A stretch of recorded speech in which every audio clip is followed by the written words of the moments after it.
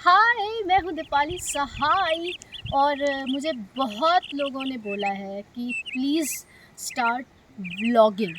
तो सबसे पहली चीज़, मेरा नाम दीपाली सहाय है और हम मतलब मैं हम करके बात करते हैं। हमको मैं बोलने में बहुत दिक्कत होती है, मतलब मेरे सिस्टम में नहीं है क्योंकि हम बिहार से हैं, तो हम लोग के यहाँ पे हम करके ही बात करते हैं। तो आप लोग हमको प्लीज़ माफ़ करिएगा और प्लीज़ मेरी भाषा को समझने की कोशिश करिएगा।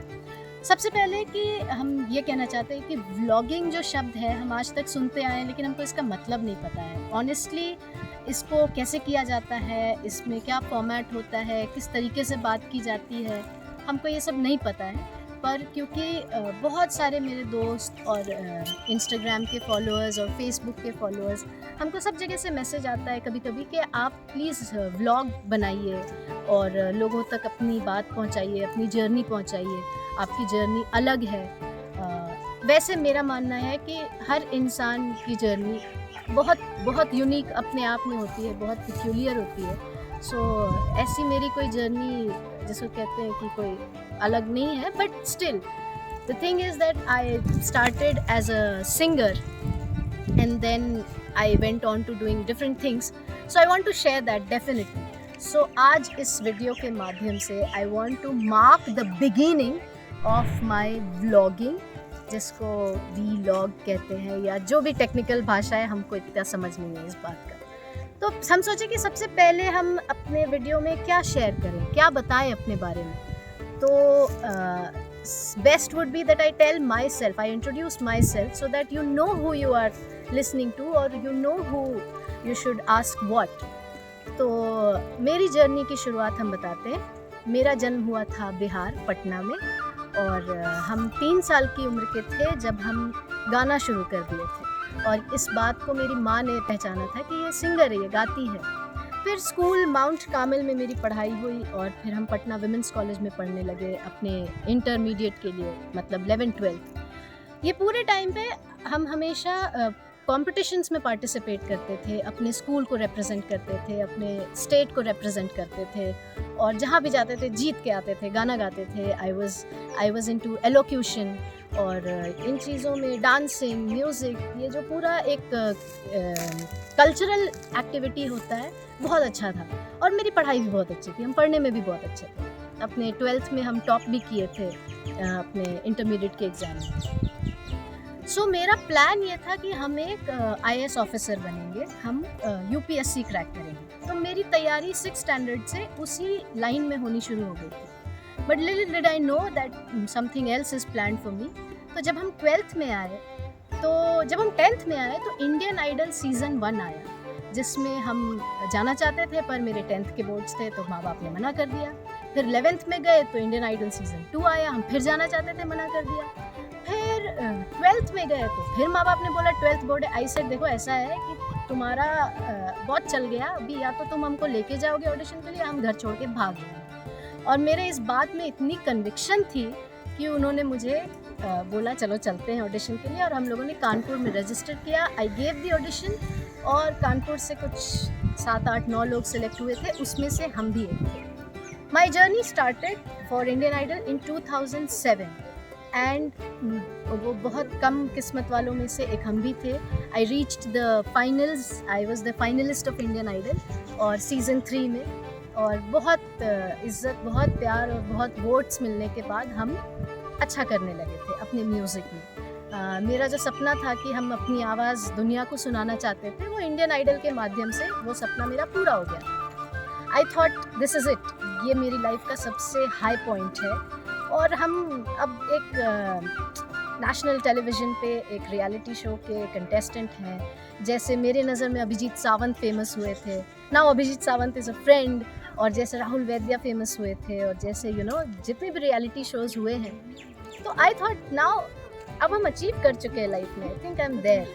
बट धीरे क्योंकि मेरे अंदर एक्टिंग का कीड़ा बहुत ज़्यादा था और ये कंटेस्टेंट्स को और सारे क्रू को दिखता था, सो इवेंचुअली नेक्स्ट ईयर जब सीज़न आया इंडियन आइडल का, तो उनको एक ऐसी लड़की की ज़रूरत थी who can be a replacement for mini Mathur, because mini ma'am उस साल प्रेग्नेंट हो गई थी उनकी छोटी बेटी से, और she couldn't shoot.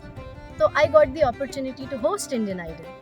with Mayank Chang, जो मेरे सीजन के कंटेस्टेंट थे. And from that my journey of hosting began. तो जितने भी ऐसे इवेंट्स होते थे, प्रेस कॉन्फ्रेंसेस होते थे, and Indian Idol itself I used to host the show. वो करने के बाद नाउ सिंगिंग होस्टिंग के बाद अब कॉन्फिडेंस आने लगा था, and then I was offered a show to act in. So I started acting. तो मेरे लाइफ का पहला सीरियल था जो वो भोजपुरी में था, और वो महुआ चैनल, तब एक नया चैनल आया था, and they made this brilliant show जिसका नाम था Badki Malkai, and I was the lead of the show. तो मेरे लिए एक अच्छी अपॉर्चुनिटी थी because that show was in Bhojpuri, और हम बिहार से हैं, पटना से हैं, और मेरी जो भाषा है, जो मदर टंग है, वो भोजपुरी है. तो मेरे लिए इट वाज इजी बिकॉज घर में हम सुनते थे लोगों को बोलते हुए, हम खुद नहीं बोलते थे पर लोग बोलते थे, तो मेरे लिए आसान था भाषा पकड़ना. So I started working like that. Acting करते करते कुछ 4 साल एक्टिंग किया मैंने तोड़ के. टेलीविज़न, डेली सोप्स, फिल्में नहीं, television.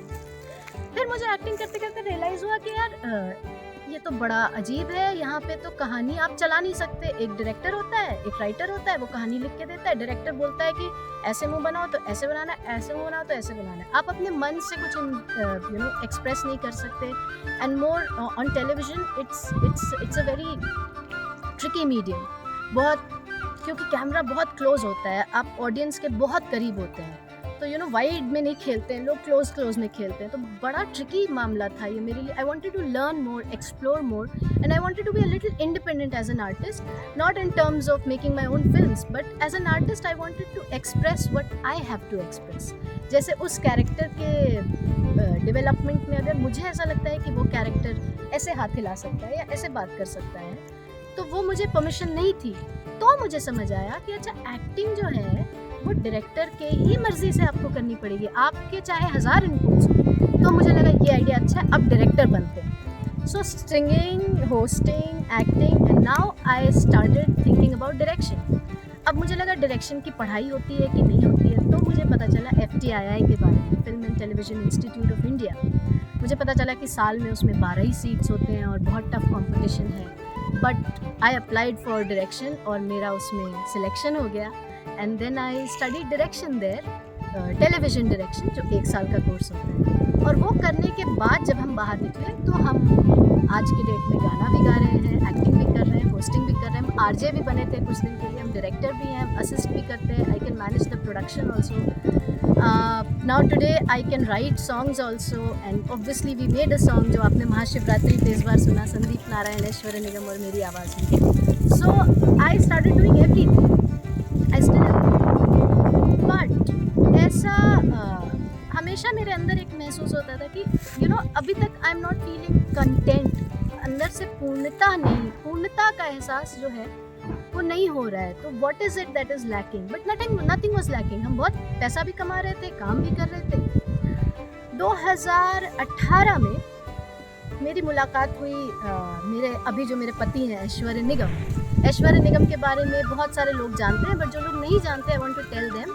Aishwarya Nigam is a playback singer, और आपने वो गाना सुना होगा, Munni Badnaam Hoon. He is the singer of that song, and he is done lot of other playbacks in Bollywood. तो ऐश्वर्य और मेरी मुलाकात हुई एक शो में जिसमें हमें DM ने इनवाइट किया था. पटना में एक महोत्सव था, कौमुदी महोत्सव. वहाँ पे हम दोनों मिले and we got instantly connected. मतलब ऐसे 10 सेकंड में हमारा कनेक्शन हो गया था, विच इज़ वेरी स्ट्रेंज. और ऐश्वर्य से मेरी मुलाकात हुई, कुछ ही महीनों में हमारी शादी तय हो गई, हमारी शादी हो गई.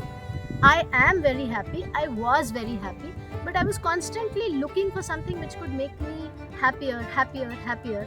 और फिर ऐसे करते करते I think that I was never ever religious. In fact अगर हमको इतना स्ट्रॉन्ग शब्द नहीं यूज़ करना चाहिए, बट हम बहुत अटके हुए थे, हम बहुत अकड़ू किस्म के थे, बहुत ज़िद्दी किस्म के थे. अभी भी होंगे, पर अभी काफ़ी बदलाव आ गया है. ये बदलाव क्यों आया, I am coming to that.